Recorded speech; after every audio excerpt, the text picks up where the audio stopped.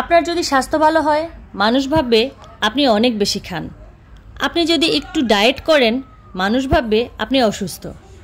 আপনি যদি পোশাক আশাক বেশি পরেন মানুষ বলবে আপনি শো অফ করছেন।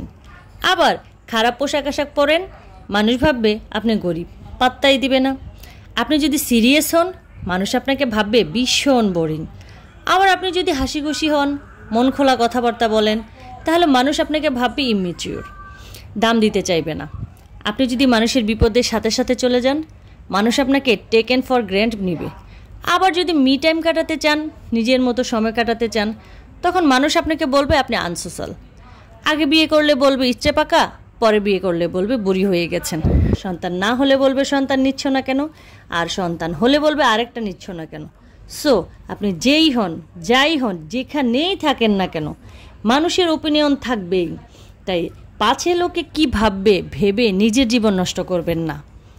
অন্যের ক্ষতি না করে নিজের কিভাবে ভালো থাকা যায় সেই দিকে দৃষ্টি দেন।